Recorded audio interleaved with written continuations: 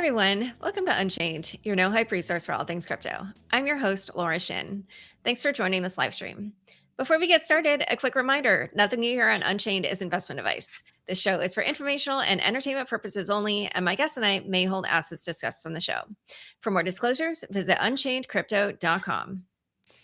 Quick note before we get into today's episode. Bits and Bips now has its dedicated feed. We're spinning off from the Unchained feed and moving to a new podcast and YouTube channel. So if you want to keep up with our weekly live streams and macro meets, crypto breakdowns, make sure to subscribe to Bits and Bips directly. We won't publish there until March, but subscribe today so you can be ready for launch. Be sure to subscribe to the new feeds at unchainedcrypto.com/bitsandbips. Today's topic is the crypto markets. Here to discuss are Rob Hadick, General Partner at Dragonfly Capital, and Gracy Chen, CEO at Bitget. Welcome, Rob and Gracy. Thanks for having me, Laura. Hi, everyone. So in 2025, we saw fintech and crypto start to converge on the same competitive space. There's been a few attempts to create an everything app, and we're already seeing some of the players maybe pivot away from that while others are continuing in that track. This is a concept that's actually mostly from Asia. We know WeChat is probably the most commonly cited example of that. And meanwhile, we are seeing others like Bitget, Robinhood, just merging crypto and TradFi. And Bitget is a prime example with its universal exchange. So Gracy, I would love to hear more about the universal exchange and what your vision is for that. Sure. Yeah, in crypto world, we are very familiar with the term CEX and DEX, centralized exchanges and decentralized exchanges. After FTX collapse, there were a lot of debate on whether there should be more DeFi trading, DEX, and maybe CX have too much power because we are the custodial platform together with the trading platform. And some users also have their assets on CEXs doing some earning, etc. I think after 3 years after FTX collapse, things cooled down. Definitely people still trust CEX. The UEX kind of market share went up. About 20% from it was probably like 5 to 10% to where it is today, 20% in terms of a total trading volume market share. But for us, a merge or a trend, a few trends that we observed from 2022 until maybe 2025, and that made us want to pivot to UEX. The trends being the first one, again, still DEX is becoming more popular, especially for new tokens. A lot of people realize, CEXs have a relatively tedious listing process, and we do have team, we do have resource. For example, we need to get the market maker ready when we need to list any centralized exchanges token, but still there are only probably 600 700 tokens available on CX trading at Bitget. Binance, Coinbase may have slightly smaller range of tokens. And then what if people want to trade those tokens who are not listed, who are outside of this top 600, 700 tokens? So we embedded our ability from Bitget Wallet, which has already enabled on-chain kind of swap and tradings. That means, again, outside of the 600 listed CEX tokens, people can trade them on DEX or decentralized wallets. So we embedded their ability into CEX and have our users be able to trade the decentralized tokens or slightly, much more choices out there. So that's the first trend, embedding or integrating CEX experience with the DEX options, the DX tokens. The second trend that we saw, especially from 2025, is the rise of RWAs. For example, tokenized stocks, tokenized commodity like gold, silver, copper, oil, etc. These are becoming more popular, and it is. Of course, people talk about that for a long time, but it's until 2025 that we see some good players in the space. For example, XStocks and Ondo, they both provide tokenized stocks with a relatively comprehensive structure of technology structure using like oracles to feed the price and then auditing process. Every single stocks the underlying there is a specific SPV that holds the real stocks, and then they mint and burn the tokens accordingly when the users needed to trade them. So assets or players like this made RWAs and tokenized stocks and commodities more visible and more popular. So we also partnered with them to enable those assets on our platform. And then, of course, AI. We can chat more on AI. But basically, these are the trends that we realize as an exchange ourselves. It's not really accurate to call ourselves just CEX because now we have all those DEX assets. And we're not just serving crypto users, we're also serving some sort of like TradFi users, or at least users who maybe want to use stablecoin to buy TradFi assets. That's why we think calling ourselves a CEX is not accurate. And we pivoted to UEX, Universal Exchange, universally asset classes. We want to enable our users to trade, to be able to trade again universally valuable assets. That includes forex, commodity, stocks, together with cryptocurrencies. Yeah, so that's a very important strategy we shifted or we came up with in 2025. End of 25, around September, in my 7-year CEO letter, I wrote about UEX for the first time. And of course, along the way, we also see some, I would say, great minds share, great minds are alike. Coinbase and Brian Armstrong call it everything exchange. OKX is also, in my opinion, going to the same direction. Nasdaq last year also mentioned that they want to tokenize their US stocks and enable 24/5 trading hours. And NYSE this year, January, mentioned that they want to also head to that and enable 24/7, which is more aggressive in terms of trading hours. So we are all building towards this kind of trading platform that provide RWA assets, more tokenized options, using blockchain to settle the transactions and broker the unbrokered. I would call that maybe short in that. Yeah, so that's the UEX world that we are building.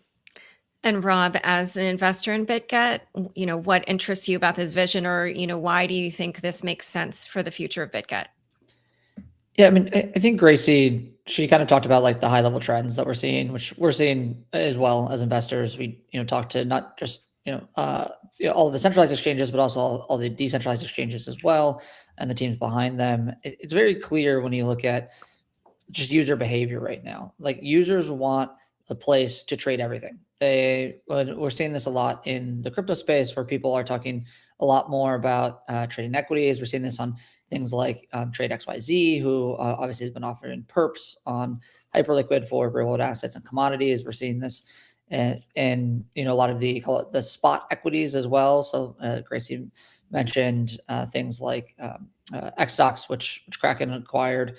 And so there's a lot of demand to be able to trade cross assets, to be able to do complex ARB, to be able to do complex strategies that are only enabled on chain, or maybe being on chain and off chain and having both the SX and the DEX opportunities, like Gracie mentioned, but doing it across different types of assets. And so it makes complete sense that Gracie and team were one of the first to really think through like what this could look like. A lot of the competitors are also thinking through, being the everything exchange, but generally in Asia, people have been quicker to adopt, kind of new digital technologies. We've just seen that over time, seen that with payments over time. And, Bitget's been at the forefront of that. So we're super excited for what they're building. And we think it's going to be quite interesting to see kind of how this plays out. I do also think the one really interesting piece that is true about being in tokenized equities, tokenized stocks, tokenized commodities, and crypto together is that it allows you to serve a global audience in a different way than you can in the current structure of how things work from a regulatory perspective.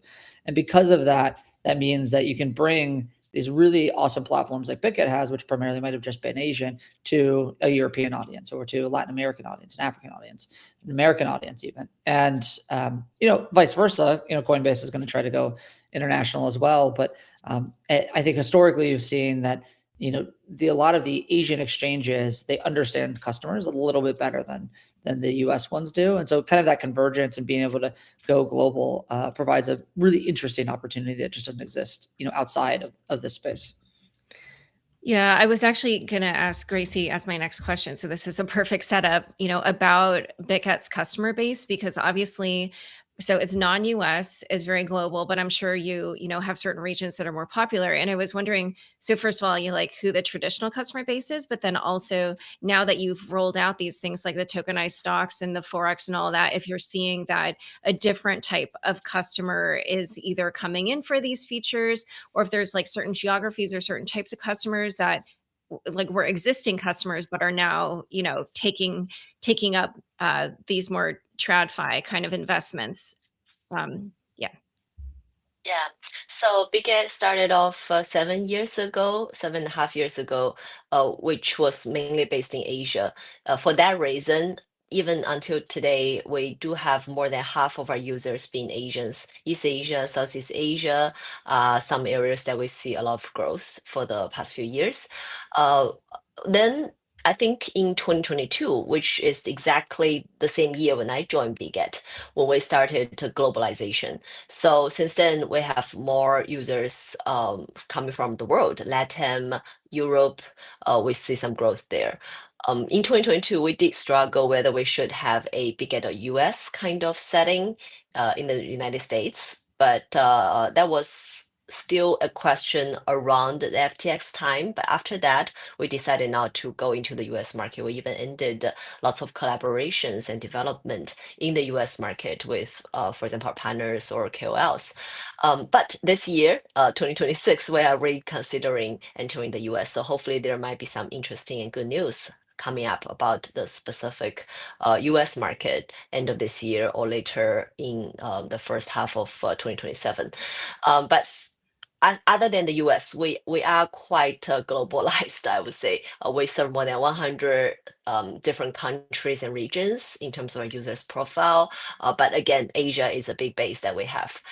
Then back to your second part of the question around the UEX vision for users. I actually want to clarify, because this could be a common misunderstanding, that is Bitget still a crypto exchange, or is Bitget like directly competing with companies like Robinhood, or in Asia there's Futu, Moomoo. They're the same company but with different brands of the more local brands versus more global brands. But basically, some traditional brokers, are they our direct competitors? I wouldn't say, I wouldn't agree to that. We are still serving the need of our users who hold stable coin rather than fiat currency. Also, when they trade, even if it's traditional financial asset classes, for example, US stocks, it is tokenized US stocks rather than direct to US stocks, because the traditional financial world has been around for 400 years. I guess that leads to the first stock exchange in Amsterdam in Netherlands. But for the past less than a century, the financial world isn't evolved a lot. It's still on the quite T+2 kind of settlement period. You need to have a quite tedious process to open an account, etc. In our opinion, we don't want to go back to that old financial system. We think blockchain, just like how stablecoin and cross-border transactions are much faster and cheaper than traditional cross-border transactions. Similarly, the current tokenized stocks and tokenized world, probably liquidity wise we can improve, but in terms of the settlement and the technology itself, it's just faster and cheaper and more advanced. So we're still focusing on the enabling the crypto users. It's the major difference is they used to use stablecoin, for example USDT, USDC, to purchase cryptocurrencies on us, but now we want them to use stablecoin to trade many other asset classes. But again, want to clarify, it's still mainly crypto users and the tokenized version of everything, rather than going back to the traditional financial world of settlement, etc. And then in 2024, 2025 and 6, after we rolled out UEX, we did see a slightly structural shift in terms of we have more VIP clients, we have more institutional clients interested in this goal. Still, again, still crypto users, but many VIP clients, shifted some of their money at other exchanges or even at traditional financial brokers to Bitget because they can now trade all the different assets in under one umbrella, under one room. And then yeah, it's just like slightly different over there in terms of slightly more valued assets, more valued clients and more VIP clients. I know. I just want to follow up on what you said about entering the US. So, would you do like a typical kind of create a US entity to do that? And then, so similar to like a Binance US is type situation. Is that how you would do that? Mm. Well, honestly, it's not what that I don't want to tell you. It's indeed we haven't decided. We're still in the period of time of acquiring some licenses and talking to our local partners. That's why I estimated this will only be done later, end of this year or earlier in 2027, maybe after a year later. Right now in Q2 and Q1, our key focus in terms of compliance and global expansion is actually to get the MiCA license and the Dubai Vara license. Actually, the Dubai Vara license was supposed to be done in Q1, but given the war in the region, it's definitely delayed to Q2. But for the first half of the year, those are the key things. But if we what I am able to share is that when we are thinking about the US strategy, we don't necessarily plan to do it just by ourselves. We will definitely do it with some partners, whether it's a joint venture kind of setting, or we acquire some partners, etc., to build that foundation are both feasible. So rather than ourselves applying all the licenses by ourselves, I think it will take a much longer time, if not a lot of more money as well. But yeah, that's roughly the current plan. Okay, so I do also want to ask about one other new feature that is, really tapping into kind of like what's happening in the wider world of crypto, which is you built this AI agent hub. And obviously, right now, everyone's wondering how it is that crypto and AI are going to intersect. It's very clear that this is going to be probably one of the biggest new areas of crypto. So, tell us what the AI agent hub is, and how it works. Yeah, you are very updated because we just announced our Bitget Agent Hub. I think within 24 hours. Yeah, well, I For checked your today, it Twitter. is. Thank you for doing that.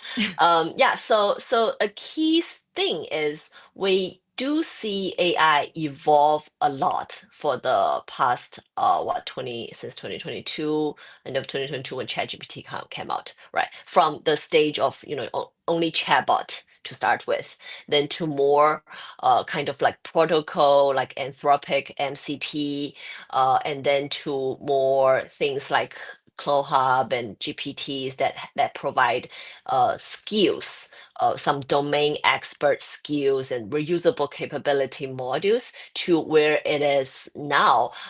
That's why OpenClaw is so popular, because OpenClaw has the persistent memory, have like the active. Kind of more active and multi-agent collaboration, platform collaboration. So in my opinion, OpenClaw is probably the first open source framework that can successfully integrate all these abilities of chatbot, MCP, skills, agent, etc. that can be included into one deployable system.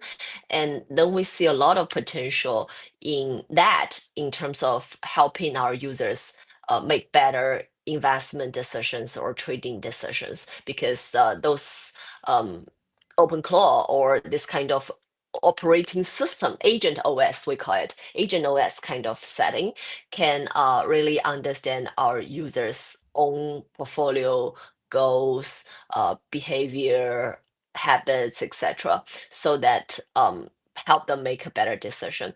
That's one thing. We are heavily investing in and very, very, I would say, pretty fast in terms of rolling out our open cloud platform, as well as integrating many abilities to help our users trade better. Another thing is our AI team, which was formed earlier last year, actually rolled out more than 25 different scenarios within Bitget where AI are used.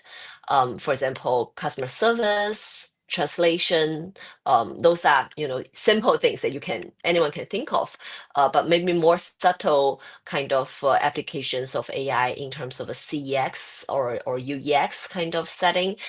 Could be know your transaction KYT in order to detect fraud or any potential risk from hack or from sanctioned accounts, etc.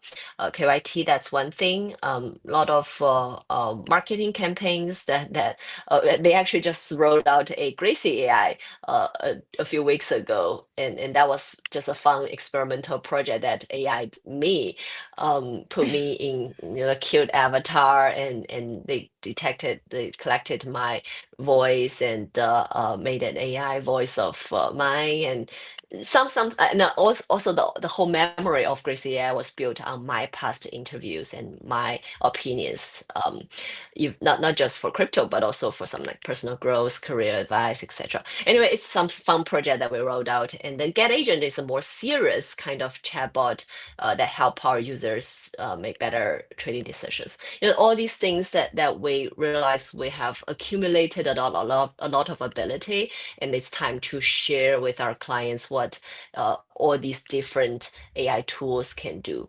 And that's why we put out all the I think we published 58 tools in 9 major different modules to cover the whole trading life cycle in terms of different products like spot products, futures product, copy trading, earn, P2P, etc. And using all these different skills that we mentioned earlier: MCP, API, chatbot, etc. And Rob, I'm sure Dragonfly is looking into this area in a big way. You guys just raised your $650 million fund. Congrats. And I heard Thank you. Haseeb talking on Bankless about how he thought the unique use case for AI agents that humans can't do is crime. I'm sure you're not investing in that, but talk a little bit about, how you think crypto and AI will come together, and, how you think Bitget or other centralized exchanges or just like existing, crypto entities will begin to adopt more AI. Yeah, we're definitely not investing in crime. So I appreciate you saying that. So right now it's still it's very early today, right? And so there's a lot of conversation online about, okay, well, what role will AI and AI agents play relative to, crypto, whether it's permissionless crypto, whether it's, obviously permissioned or centralized exchanges, et cetera. A lot of what Gracie is talking about is, really interesting modular tooling that people can use for trading, which are better than, the things that have existed before, but are not necessarily what I would say, agents in the way that, most of the conversation that we talk about agents, when you can let them go free and you can let them go and kind of learn and constantly learn and do new things, and to be able to, potentially see them go in really weird directions, as we've seen with things like Moltbot and, et cetera. And so it's where those two will play in the intersection, I think, is still actually very much up in the air. We've seen a little bit of interesting, kind of work around things like, decentralized inference and training. A lot of these things have not worked, but we're seeing a little bit of signs of life in a few different parts of the market right now. So far, it's definitely, net worse than we're seeing, call it, and, our non-decentralized counterparts. We've also seen things like, there's VVV, which is, Eric Voorhees' project right now. They're doing, sort of a permissionless, sort of, I guess, like private wrapper of a lot of the models on top, where you can get access to both, call it the models that you and I maybe use every day, like, a Claude and Opus, and OpenAI, et cetera. But also to some of the permissionless models that don't have the same rules and allow you to do things like potentially create people's likeness that you can do otherwise, or something that allow you to do like porn and things like that, which you can't do if you use OpenAI. And so we've seen some, kind of this, what I would call this like cypherpunk ethos in some parts of the market right now really start to pop up. And then of course there's this long conversation around, okay, well, agents will need to pay with stable coins or crypto to be able to do agentic payments. I think there's a part of the market where that will definitely be true. There's some conversation around microtransactions, but it is also true today that you can do kind of one-time use tokenized credentials and a tokenized credit card, and you can bring those costs way down, and the networks can kind of sit on top of some sort of like stablecoin infrastructure. And so where I actually believe, and I actually think Haseeb and I disagree on this, so if he was on this podcast, him and I would start arguing right now. But I actually think what we're going to see a lot of is we're going to see a lot of this stable coins replace, call it the settlement infrastructure for what still exists underneath like a Visa network. And the Visa network will still actually be quite useful in things like agentic payments. And so there's a lot of these areas where we're seeing a lot of, I would say, just sort of experimentation today. And there's a lot of tooling that can help you be more efficient. It can help you do really interesting stuff on the trading side, but it's really, really early days today. I think Bitget, again, is kind of at the forefront of experimenting around this and providing access to their customers. And it's going to get a lot better very quickly. We're seeing that kind of iteration cycle speed up. So that is exciting. And I think it's one thing that the markets will tell you right now. If you look at how volatile the equity markets are, look how volatile some of these the crypto markets are. I think the number one thing that is being said and being expressed is that nobody actually knows what AI is doing and where we'll be in a year from now, or even sooner. So I think it's as exciting time as any to be playing around and experimenting and trying to be on top of everything that's going on. Okay, last question that I have about Bitget before we dive into the wider markets is just about the integration with Morph Chain, which is an L2 that has ZK fault proofs, but of course, as many L2s have, a centralized sequencer. So to start the partnership, Bitget transferred all of its BGB tokens to Morph, and 50% were burned immediately, and the rest are going to be gradually released for liquidity incentives, other types of initiatives. So Gracie, why don't you tell us why you decided to do this integration with Morph Chain? Sure, yeah. Morph Chain, we know the team for a long time. We were initially their investor for I think 3 years ago. And basically last year when we were navigating our strategy for globalization and probably for potentially it's probably not a secret anymore, but it's also not highlighted that in the upcoming maybe 2-3 years we are looking for potentially get listed in the US. So BGB became a platform, and it was a platform token for a long time, even before I joined the company. But if we have a token ourselves, it could be a little bit of conflict of interest if we're also looking for an IPO plan. So that's part of the reasons that we thought about transferring the ownership of BGB. But even if we transferred all the BGB to Morph Foundation, Bitget Wallet, and Morph, we are still supporting BGB as ecosystem providers, especially us as the exchange, where we have a lot of BGB used scenario for launch pool, launch pad, for VIP users to get a discount, etc. Those things remain unchanged. Yeah, but the key thing is we do wanna separate BGB from Bitget, and we thought holding it to More Foundation is a good plan because we know the layer 2 very early. We are one of their investors and incubators. I think Dragonfly backed them up as well, and along the way supported us many of the important decisions we made, including this one. Okay, so before we dive into all the things going on in the markets, there's just a last question that I have, which is about you know you have a big user base in Asia, and obviously Dragonfly invests in both the Asia and the West. And I wondered if you could talk a little bit about how you think crypto differs between East and West. And this question is for either one of you. Rob, do you want to go ahead? Yeah, I'm happy to start. I think so. As you mentioned, Laura, Dragonfly, we've got offices in New York and Singapore. We've got teams on both continents. We've been investing, I think globally and far more globally than any of our competitors for, call it 8 years now. And our perspective has always been like, what does this technology do? And I talked a little bit about this. Okay, well, what does tokenized stocks allow? What do tokenized commodities allow? What do these types of products allow? They allow you to go more global. They allow you to meet a global audience wherever they are. And they allow people access to things that they might not have in traditional technology infrastructure that exists today in these normal markets. And so our perspective has always been that to understand where crypto is going, you have to understand the end user. The end user today is a global citizen, right?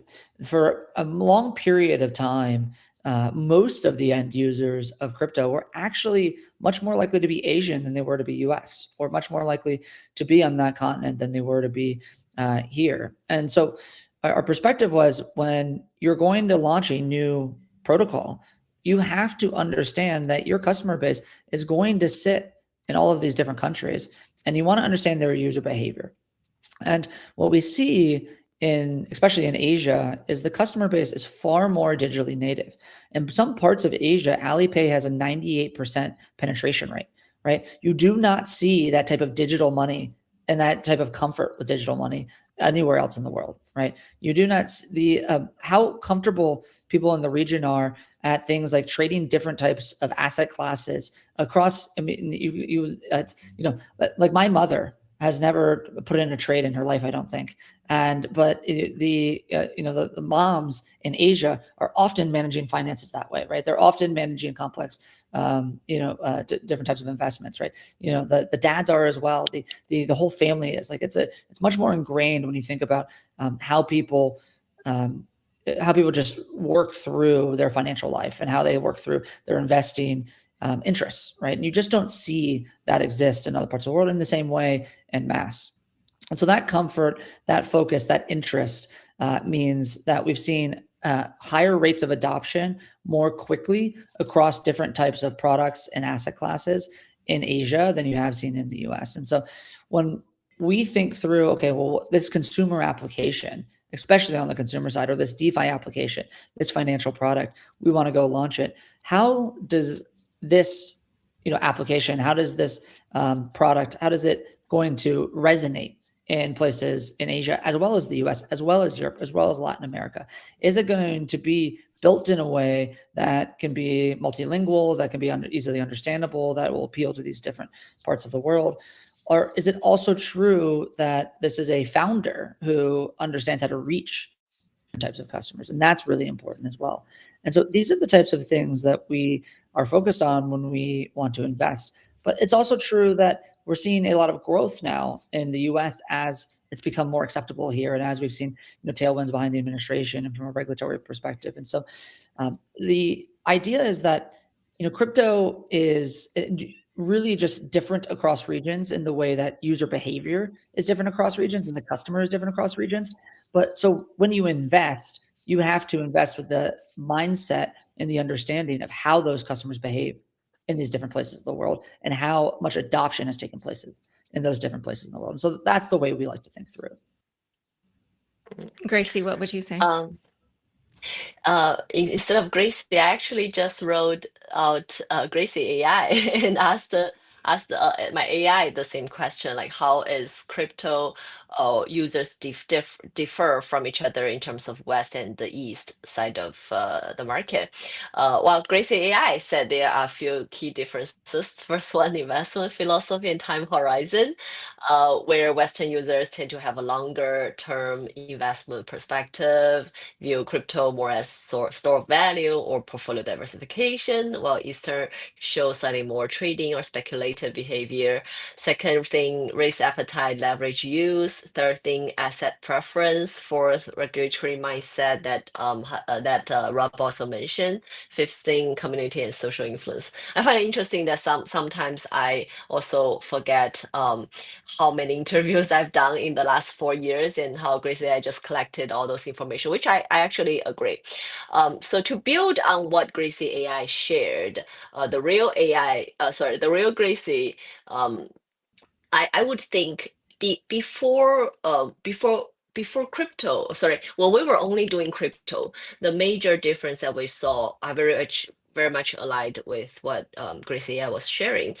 For example, some SocialFi or tap to earn kind of GameFi kind of activities were much more active in Asia. For example, we all know Axel Infinity was highly it was a very successful project at that time, where users came. Most of the users came from Southeast Asia, and tap to earn Telegram kind of era, end of 2024. We also saw a lot of users from Asia and even Africa. Tap to earn is relatively easier, but of course it's not that popular nowadays, especially with the introduction of AI. But basically, these kind of trends are quite obvious when we only serve crypto market. But now adding the RWA markets or the universal exchange kind of vision, in terms of RWA or TradFi assets, I kind of see at least the users who are trading RWAs, for example, tokenized stocks, on Bitget, whether they come from East or West, doesn't make a huge difference. By default, our RWA, especially tokenized US stocks, do attract more Asian users than Western users, because Western users probably already have very good access to some US-based brokers or European-based brokers, such as Robinhood. But many Asian clients, they especially based in East Asia, some of them have very limited access due to capital control or due to it's hard to open an account, etc. So they tend to trade a lot of tokenized US stocks with us. But the trading behavior is a little bit similar in terms of the winner takes it all. The M7 stocks or some more ETF kind of stocks like QQQ are taking the major share of those trading. Probably top 10 tokenized stocks on Bitget take about 80% of the total trading volume, although we provide more than 200 stocks to our users, for example. So in terms of the RWA kind of asset classes, so far we don't see that much kind of difference in West and the East. But when it was only purely crypto users, I would say I generally agree with what Gracie AI said, and it's probably a quite comprehensive and thorough coverage of how the two markets can be different. All right, so in a minute, we're going to dive into what's hitting the crypto markets today. But first, a quick word from the sponsors who make this show possible. Quick note before we continue with today's episode. Bits and Bips now has its own dedicated home. We're spinning off from Unchained and launching a standalone podcast and YouTube channel focused on the Fed, macro, AI, and how it all collides with crypto. If you want to keep up with our weekly live streams and macro meets crypto breakdowns, make sure you're following Bits and Bips directly. We won't start publishing until March, but getting set up now means you'll be ready on day one. You can find the new Bits and Bips channels at unchainedcrypto.com/bitsandbips. You can also find us by searching Bits and Bips on YouTube, Apple Podcasts, Spotify, or wherever you listen. Back to my conversation with Gracie and Rob.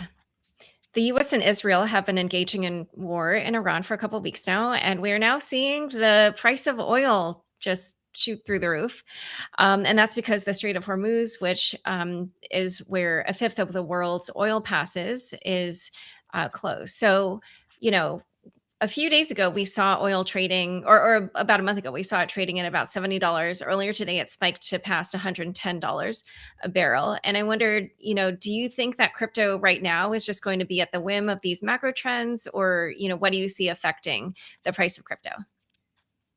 I don't think there's any doubt that macro is going to continue to play a big role in crypto, right? And this is true across all risk assets. It's unavoidable that this conflict in Iran and in the Middle East is going to continue to drag on risk assets generally, right?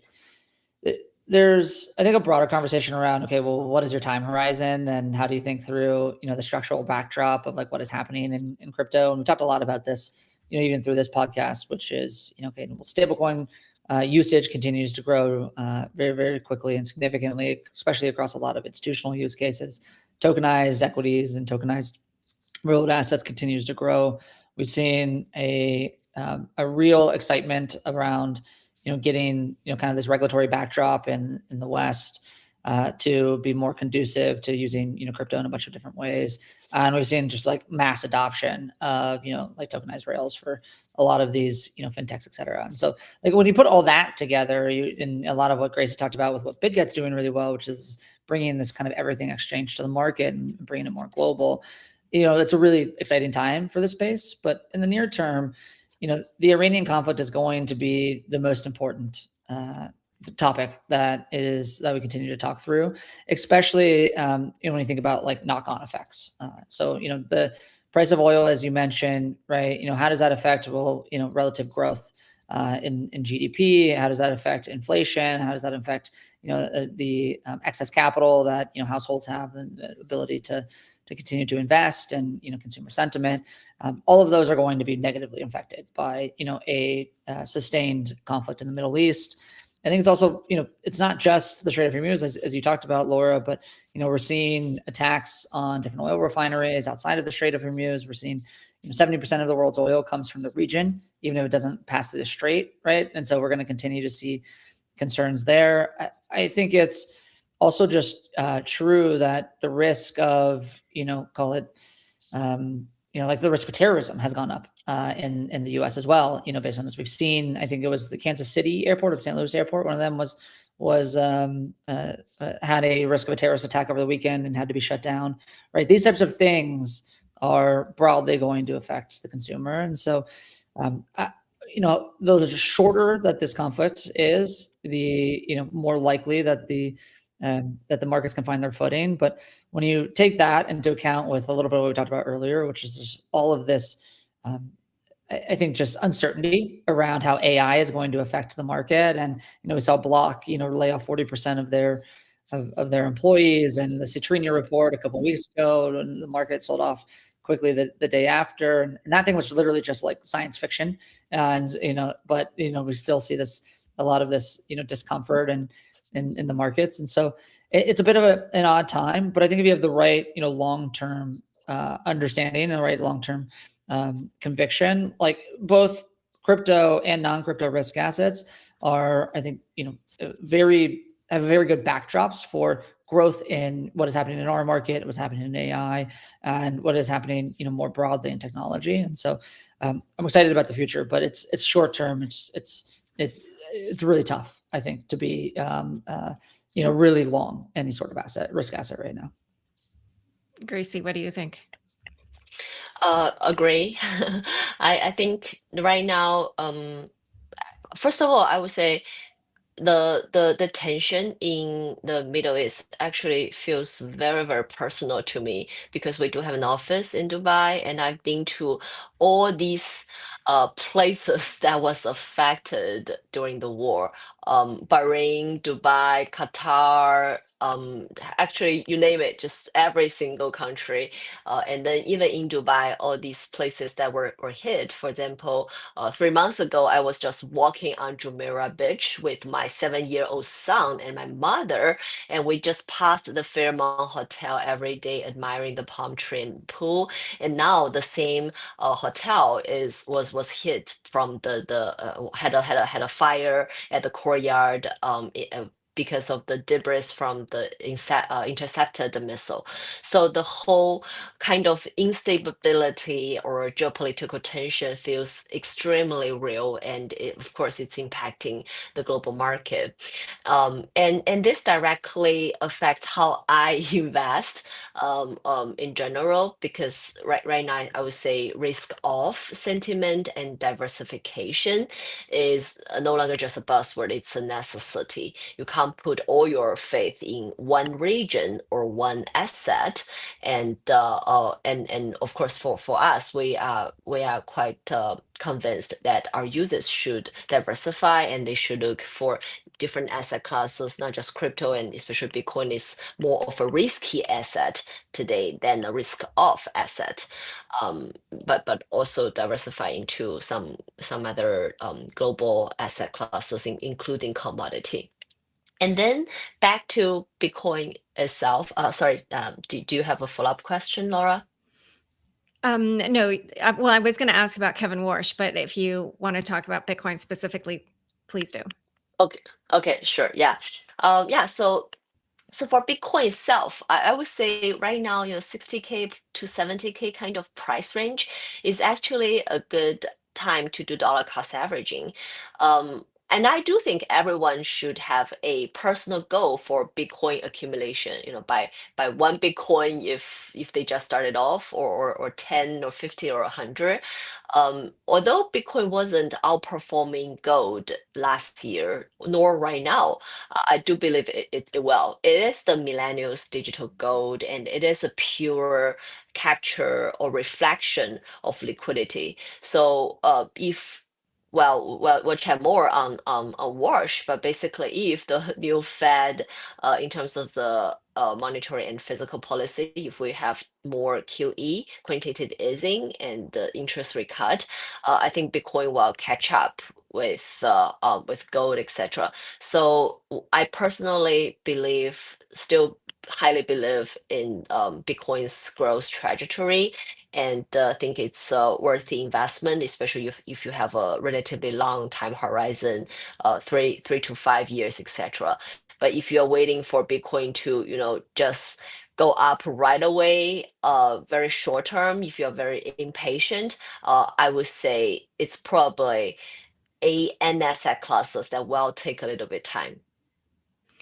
Okay, so I hinted at what my next question was going to be, but it was about Kevin Warsh, and I just wondered, how you thought he might kind of handle what the Fed will be doing this year, and how you thought that would affect the outlook for the crypto markets. Honestly, I want Rob to cover this question more, because I think he knows the U.S. market, and he probably have some access to some policymakers and deeper views than I am, for sure. But my quick 3 cents would be, I feel the market has already priced in the fact that Wash is a hawk, and that's probably the main reason that drove Bitcoin down from where it was 65K to where it is now 95K to 65K. That's a huge drop. Of course, when liquidity was pretty weak after 10/10 last year, the largest single day liquidation, any kind of bad news could be pretty bad, but similarly, any kind of good news could be pretty good, and the market could be quite volatile. But I don't have very strong opinion or anything sort of like insight on the new Fed chairperson, other than what the market already knows. Yeah. So I think my take is a little more nuanced, which is because I think the market doesn't know what to make of Kevin Warsh right now. So he's to Grace's point, he's like very clearly a hawk, and the things that he says and the ratings that he's put out and the way he's acted before. There was also a lot of conversation Warsh was handpicked by President Trump, and I think, as all of us can kind of surmise over the last 2 terms of President Trump, is what the thing he typically seems to care most about is loyalty. and people who really want to try to enact his agenda. Very clearly, he's been.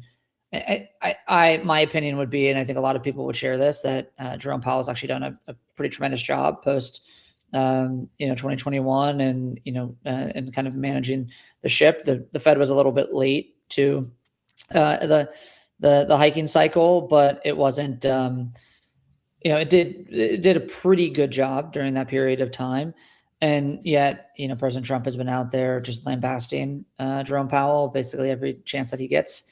And so I think there's something to be said about, well, what has the conversation been like between, Kevin Warsh and President Trump, and how might that affect the way that he actually does act, going into, post being, assuming that he's confirmed.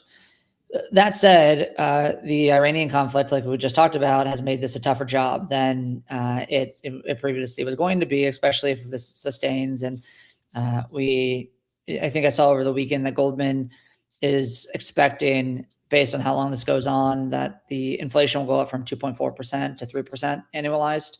If this goes on for longer and oil continues to be constrained, inflation will go even higher. And if that happens, then it becomes significantly harder for Kevin Warsh or any sort of Fed chair to decide to cut rates. And so I think it's very uncertain right now on what exactly will happen. I would lean more towards the path that Kevin Warsh will want to work with the administration more than Jerome Powell wanted to, and what that would probably entail would be more likelihood of a cut cycle. That said, now with what's happened in Iran, I can't be confident what that'll look like. All right. So I did also want to ask, we've been alluding to this throughout the conversation, and I'm sure we all know that there's so many theories about this on Twitter, lots of podcasts about this, but the market, in crypto hasn't been quite the same ever since 1010. And I wondered if you had thoughts on kind of like what broke that day, or do you think it was just the typical 4-year cycle and we're going to, be in a bear market for a while? I'm hearing other people say that they really think that this will be the year that proves that the 4-year cycle is dead. So yeah, curious for, I guess, your thoughts on, was it really 1010? And if so, then what will kind of fix things, or what happened? Or is it just the typical cycle? I'll start since 1010 kind of has a lot of issue to do with one of the CEX, especially the technical glitch there. So in terms of 1010, what happened exactly? We kind of all know already. It was triggered by a sudden macroeconomic event when Trump mentioned that he will start a new trade war with China, although that kind of cooled down later.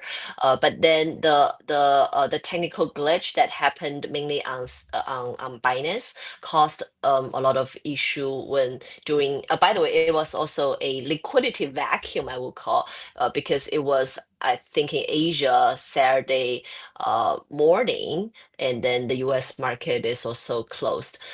So the whole liquidity is very weak, and it's mainly reflected on crypto, since crypto is a 24/7 market. That was one of the major asset classes that was still open.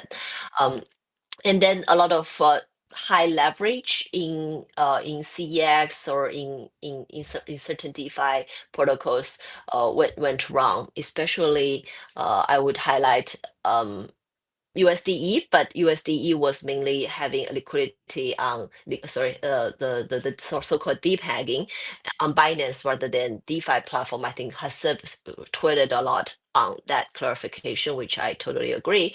But other than USDE, there were some WBEs or BNSO, which are wrapped version of Solana and Ethereum that were highly depegged from the original asset Solana or Ethereum, and that caused some more liquidity. And then altcoins were down. So that was probably the main things that happened on 1010 or 1011, depends on your time zone. But I would call it a series of things that triggered together triggered by the macroeconomic event, together with the high leverage structure, liquidity vacuum, technical glitch, uncertain CEX, etc. So it's not just like one thing happened, but yes, the whole world looks very different from after 1010. I think maybe the high level point to make, which is everything that Grace said is true. There's, I guess, 2 points to make. First is, I think, on a more micro perspective, just how much it matters to be able to do appropriate risk management and to think through how your Oracle setup, what that looks like, and to make sure that you're able to appropriately redeem different types of wrapped assets and bring them on platform, and et cetera. And so we've seen, obviously there was some infrastructure and risk management issues at some of these places, as Gracie mentioned. I think the higher level point to make, and the fact that we look so different today than we did before then, is it's not clear to a lot of people from the outside in, but 2025 was an awful year for the consumer in crypto. We've probably never seen so much capital lost by the traditional consumer in a year as we had in 2025, at a time when we saw institutional adoption picking up, when we saw stablecoin adoption picking up, when there was a lot of excitement around what was happening in the space in terms of allowing it to enter the US market. Between what happened with the Trump and Melania meme coin, what happened with the liquidations around the tariff tantrum, and then what happened on 1010, we saw more capital liquidated last year than we had seen basically in the entirety of crypto before. And so it's really hard to go to a consumer and say, hey, we know that you've lost a bunch of money, in derivative products on this, in this space, but you need to trust us and come back and to continue to invest. And so we have to, as an industry, do a good job of explaining why people should continue to invest in this space. And this is obviously a trading point versus hey, I have like a long-term buy and hold perspective on like what Bitcoin accumulation means and the dollar debasement story and digital gold. And we need to continue to make those points. But when the consumer loses money, they don't come back. And that's the thing that we have to think through around how do we provide value to the consumer that isn't just trading capital that may or may not get have them lose money over time. And I think this is something we've seen like Robinhood do really well, right? Which is a lot of the criticism of Robinhood for many years was, hey, like this is just a gamifying gambling, right, or speculation, right? And something like 70% of options traded today are 0-day options. A lot of that is these retail bases in places like Robinhood, which are more speculative products. But what have they done well on the side of that is they provided a really broad set of now wealth management products and spending products for consumers that now see Robinhood as a place for their financial future. And now they can invest in across different asset classes, right? And that gets back to how this podcast started, which is, what is Bitget doing when they're launching their kind of unified exchange, is they're providing Universal exchange. Universal exchange, not unified exchange. They're allowed to they're able to do all of these different things that affect their financial lives and that are providing value to them. And so I think that we have to continue as an industry to focus on that versus, just like these speculative, trading products.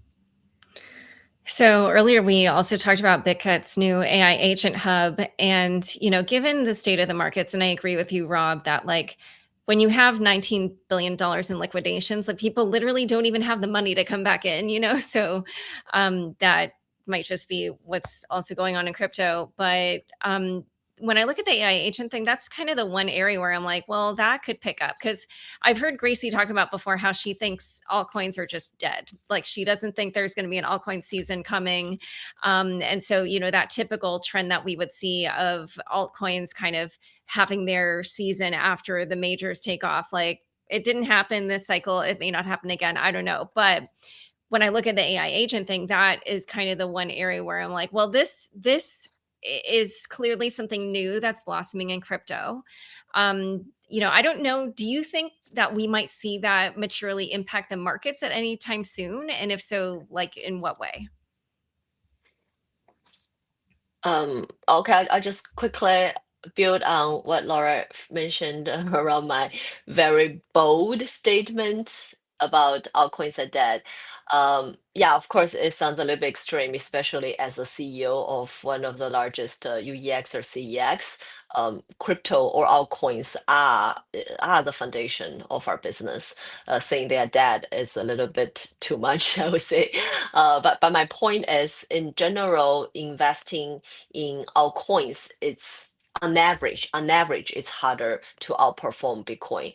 Still, there will be a lot of altcoins that has growth opportunities. They are seriously building on something. Dragonfly actually make a lot of investment into those space as well. And then in terms of AI plus crypto kind of altcoins, I do struggle with this. Actually, a year ago, I made a prediction in January that with the development of AI, that those AI altcoins could be a growth sector and even could be the only growth sector. I was only half right about that. AI is growing very, very fast, but the AI altcoins are not. If we compare, for example, CoinGecko, AI sector, kind of all the altcoins market cap, it's only half at end of the year than the beginning of the year in 2025. So that kind of ties back to when I said altcoins are dead. It's very hard for altcoins to grow in terms of the market share. Bitcoin is becoming more and more dominant if you look at the total total market cap. And then there are so many altcoins coming up every day, especially with platforms like Pom.Fang. It's so easy to issue an altcoin token. So with the market total size being same or even shrinking, since Bitcoin is more dominating institutional kind of adoption, only go to the major cryptocurrencies like Bitcoin and Ethereum. The market of altcoins is shrinking, but the quantity of the altcoins is growing. So each individual altcoins, just by mathematics itself, should be shrinking. And that's what I mean by altcoins are dead or it's harder to invest. But now with AI, I think, again, nobody will doubt the trend of AI. But I still doubt the trend of AI tokens or AI altcoins, whether first of all, many very good AI products, like OpenClaw, like OpenAI, they are not issuing a token. And then many so-called AI projects or AI altcoins are not really doing a good job in terms of providing their AI services. So that's what I struggle, and I still remain very relatively negative towards that sector. But one sector that I am optimistic is, we touched upon that earlier in terms of how AI agents kind of communication and growth can enable more cross agent transfer using stablecoins or using cryptocurrency. So that is a sector that I'm optimistic. But if we're talking about some project that claims that they're building AI, the AI tool, AI agent, to me, many of them look more like just a meme coin, just an AI meme. Sorry if this kind of provokes some arguments around our coins, around some projects who are really building. I do again think there are many good projects who are seriously building, but it's just harder and harder to find them out. The only thing I would add is I don't think all coins are dead as a rule. What I do think is true is that there, more than ever, there needs to be some story around why a token needs to exist, how it accrues value, and is this a protocol that's, or a token attached to a protocol that's actually, worth owning over time. There's, for a long period of time, and we've seen this in traditional markets, there's, shareholders care about how do you return capital? Is there dividends? Are there, buybacks? Like, what does that look like in terms of, creating excess value for, that shareholder? What ownership do I have of this company or over time? And I think it's very important that we get some version of a market structure bill that allows for more innovation at the token economic level and the token structure level, which allows, investors to feel better about what they're actually buying. And this has really been underpinned, I think, by the fact that you've seen a couple of these M&A transactions, Circle buying Axelar, and I think it was Coinbase who bought the Vector.fun team or Tensor team, where there was some capital that went to equity holders into the team, but the token holders basically got nothing. And that really underpins this idea that, some of these tokens exist maybe just as meme coins attached to maybe a really good business or product, but the tokens themselves just are meme coins. And so what we want to see is we want to continue to see, more innovation at that kind of token structure level. I think when you see that, you'll see people more excited about owning certain types of tokens and certain types of markets. And we're going to continue to see dispersion across, the way some of these different tokens, accrue value or not, and what performs well or not. In 21 and 22, you used to see everything go up and everything go down together. That the sign of a maturing market is that is no longer happening. That now that there is actual dispersion between the things that work and the things that don't. And so that's a good thing for us, even though I think it makes it harder than ever to invest in the space. All right. Well, it has been so fun chatting with you both. Thank you both so much for coming on Unchained. Thanks, Laura. Thank you.